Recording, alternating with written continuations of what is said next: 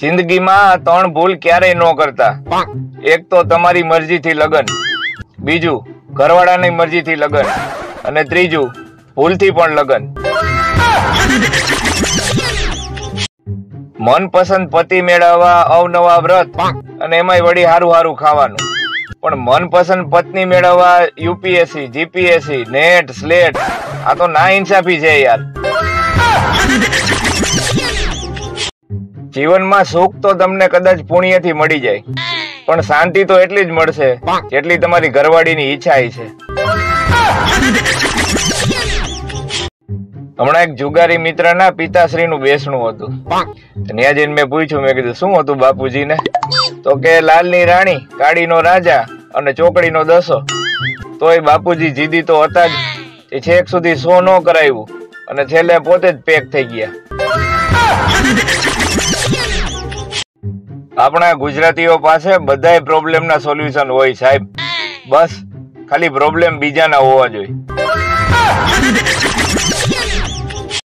કોરા હતા અમે વરસતા વરસાદમાં, પણ તમે હરક પદુડા થઈ અને છત્રી શું આપી કે અમે પલળી ગયા. અમુક લોકોને અડધી રાત્રે ટોયલેટ જવામાં બીક લાગતી હોય અને પાછા સ્ટેટસમાં લખે આઈ એમ ધ કિંગ. હવે ઘર ભેગું થાને. એક ભાઈએ ફર્નિચરની દુકાનમાં ફોન કર્યો કે બારી રાખો છો? ઓલા કે હા, ક્યાં માપની જોઈ છે? અરે ઈ કે છટક બારી જોઈ છે. ઓલો કે એના માટે તમે વકીલને મળો. આપણે ત્યાં કેવું છે કે જે માણસો કૂતરા બિલાડા પાડે ને એને પ્રાણી પ્રેમી કહેવાય. બાકી તો વર્ષોથી ગામડામાં ગાય, ભેંસ, ઘેટા, બકરા પાડે છે તો ઈ પાછા પ્રાણી પ્રેમી નહીં. પેલાના છોકરાઓને મોબાઈલમાં ગેમ ન મળે ને તો મોબાઈલ પાછો આપી દેતા. હવે તો મારા હારે ડાઉનલોડ કરી લે છે. એક તારણ મુજબ જે મહિલાઓની જીભ બહુ હાલતી હોય ને એ લોકો જલ્દી એક્ટિવા શીખી જાય છે. આંખના ડોક્ટર એક ભાઈને કહે તમે અમારી નર સામે એક ધારું તાકીને જોવો. તો લોકો કા કે તમારી પત્નીને આંખમાં ટીપા નાખવા છે અને એ આંખું ખોલતી નથી. એક છોકરો છોકરીને કે તું મેકઅપ કરસ? ઓલી કે ના ના. તો લોકો તો કરી જો ને, કદાચ હારી લાગવા માંડે તો. જો મિત્રો તમને ઊંઘ ન આવતી હોય ને તો જાગો અને ઊંઘ આવે ત્યારે હુવો. બાકી મારી પાસેની કોઈ દવા નથી. હમણાં રાત્રે 3 વાગે ઓનલાઈન જોઈ અને એક હગાઈ મને પૂછ્યું કે 3 વાગ્યા સુધી રાતે તું શું કરતો હતો? મેં કીધું મારું તો છોડો, પણ રાતે 3 વાગે તમે હું દીવાબત્તી કરવા ઉઠ્યા હતા? અલગ અલગ મેસેજ કરતી પ્રજાતિ જોવો સાહેબ. હા કેવા વાળા, યસ કેવા વાળા, યો કેવા વાળા, કેવા વાળા, અને છેલ્લે કેવા વાળા. પત્ની સાથે માથાકૂટ થાય તો કસ્ટમર કેર વાળી યારે વાત કરી લેવી. એનાથી ખોવાયેલું માન સન્માન પાછું મેળાનો આનંદ આવશે. એક ભાઈએ પોલીસ સ્ટેશનમાં ફોન કર્યો કે સાહેબ કાયમ કાપી નાખવાની ધમકી આવે છે. સાહેબ કે કોણ ધમકી આપે છે? ઓલો કે વીજ કંપની વાળા કે લાઇટ બિલ ભરો નકર કનેક્શન કાપી નાખશું. ટ્રેનમાં રિઝર્વ સીટ ઉપર એક મહિલા બેઠી હતી. તો ટિકિટ ચેકરે આવી અને એને આઈડી બતાવવાનું કીધું. તો ઈ બેને ઇન્સ્ટા આઈડી બતાવ્યું અને એનું નામ હતું રૂમઝૂમ કરતી રમીલા. હું લગ્ન પ્રસંગમાં એ વ્યક્તિ પાસે ક્યારેય નથી જતો કે જે ખૂણામાં બેસી અને નોટબુકમાં કઈક લખ્યા રાખતો હોય. છોકરીઓને ખુશ કરવા માટેનું એક સિક્રેટ તમને બતાવું છું. પાતળી છોકરીને થોડીક જાડી કહેવાનું અને જાડી છોકરીને પાતળી કહેવાનું. કોણ જાણે કેવા વિટામિન છે આ ફેસબુક ને ઇન્સ્ટાગ્રામમાં. એક દિવસ બંધ રાખીને તો અશક્તિ આવી જાય. પેલા લોકો બોલીને એકબીજાને મેણા ટોણા મારતા, હવે સુવિચારને સ્ટેટસ મૂકી દે છે. એક અમદાવાદીએ એની ઘરવાળીને ફોન કર્યો કે હું ઓફિસેથી નીકળું છું, તું નાવાનું પાણી ફ્રીજમાં મૂકી દેજે. અમુક સ્ત્રીઓ ચા નથી પીતી કેમ કે એ માને છે કે ચા પીવાથી કાળી પડી જાય. એટલે એવું હોય તો આખો દી પતિનું લોહી પીવો છો તો કેદુની લાલ નો થઈ ગયું હોત. શું મિત્રો તમે ખરતા વાળની સમસ્યાથી પીડાવ છો અને ઘણા બધા ઓઇલ વાપરી લીધા છે છતાં પણ ફેર નથી પડતો? તો એકવાર એન્જિન ઓઇલ વાપરીને જોવો. આપ સીસીટીવી કેમેરાની નજરમાં છો.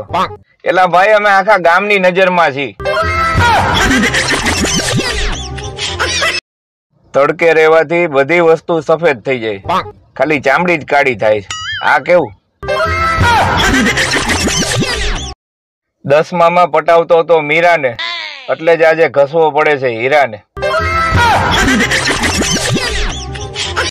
આપણે ગમે ત્યાં બાજવાનું થાય એટલે સામે વાળાને પેલો સવાલ આપણો ઈ હોય કે ઓળખસ તું મને, હું કોણ છું? જો ઇંગ્લિશ શબ્દની પાછળ હો લાગે ને કે થેન્ક યુ હો, સોરી હો, તો સમજી લેવું કે આપડા ગુજરાતી જ છે. સુંદર ડીપી જોઈ અને દિલ આપવા વાળા જરાક ધ્યાન રાખજો. દૂરથી તો યુરિયા ખાતર એ ખાંડ જેવું જ લાગે. છોકરી વાળા કે શું કરે છે તમારો દીકરો? ઓલા કઈ તો સ્પોર્ટ્સ પર્સન છે. એમ? કઈ રમત રમે? કે જુગાર? એટલે તને મારી ઉપર વિશ્વાસ નથી? એમ કરીને માણસો અત્યારે છેતરવા માંડ્યા છે. બોલો.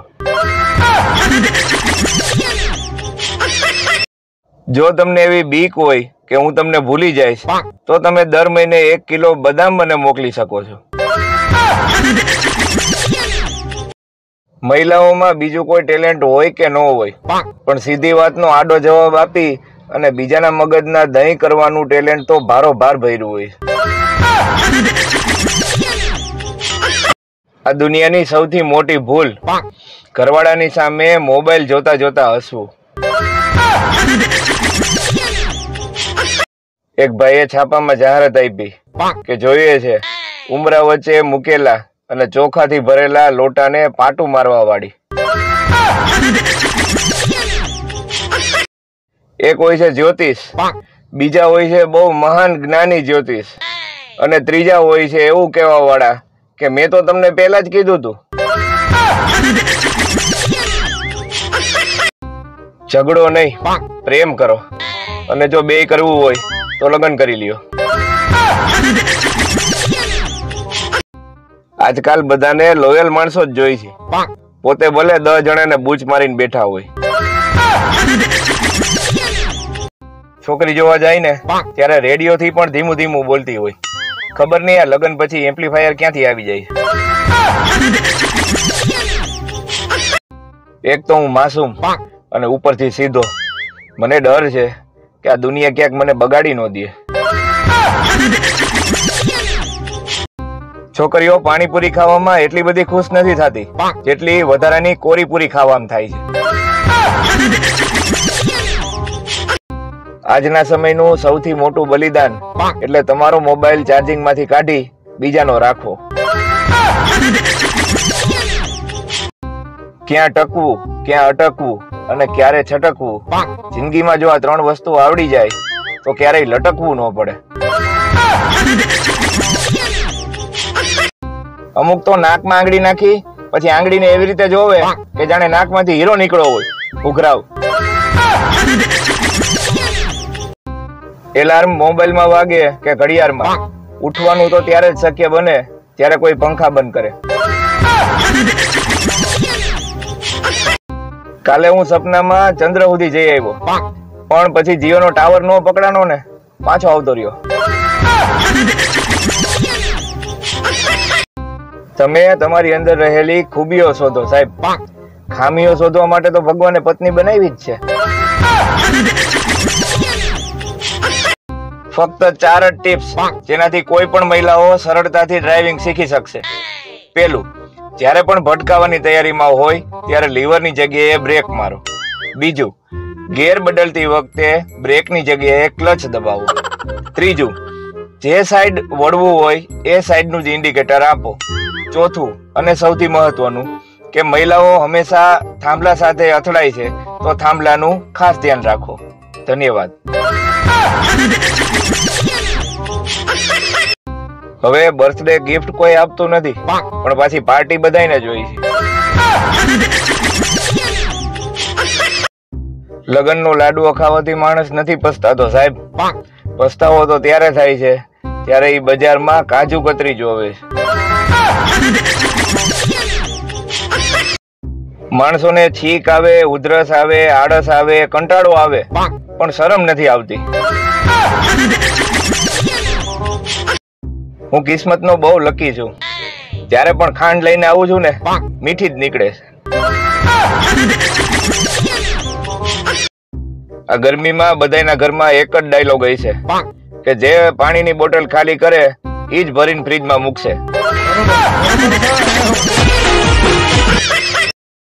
जब किसी की तरफ दिल झुकने लगे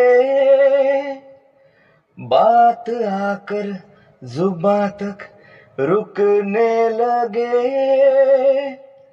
आंखों आंखों में इकरार होने लगे बोल दो अगर तुम्हें प्यार होने लगे प्यार होने लगे. હું ઘરનું વિમાન એટલે જ નથી લેતો કે પછી હગાવાલા ટોણા મારે કે અમારા ઘર ઉપરથી નીકળો તોય ઘરે નો આવ્યો. રાત્રે મેસેજ આવ્યો હતો કે 20 લોકોને મોકલો તો સવારે ખુશખબરી મળશે. સવારે ઉઠી અને ઘરવાળી કે મારે પિયર રોકાવા જવું. આ દુનિયામાં જેનું કોઈ નથી હોતું ને સાહેબ એનો મોબાઈલ હોય છે. ખબર નહીં કેમ પણ આપણો ફોન બીજાના હાથમાં હોય એટલે આપણા ધબકારા કેમ વધી જાય છે. પત્ની સવારના પોરમાં મેકઅપ કરતી હતી. પતિ કે આ શું કરસ કે જાવું છે બહાર? તો ઓલી કે ના ના રાત્રે લગ્નમાંથી આવ્યા પછી મેં ફેસ લોક રાખ્યો હતો તો મોઢું ધોઈ નાખ્યું તો સવારે ફેસ લોક ખુલતો નથી તો કીધું પાછો મેકઅપ કરી લઉં. એક બેન ડોક્ટર ને બતાવવા ગયા કે સાહેબ આખો દિવસ ઊંઘ આવ્યા રાખે છે શું કરું? સાહેબ કે કયો ફોન વાપરો છો? કે નોકિયા 1100. સાહેબ કે એ ફોન બદલી નાખો, એક એન્ડ્રોઈડ ફોન લઈ લ્યો, એમાં જીઓનું સિમ કાર્ડ ચડાવો અને વોટ્સઅપ, ફેસબુક અને ઇન્સ્ટાગ્રામ ઇન્સ્ટોલ કરી નાખો પછી જુઓ.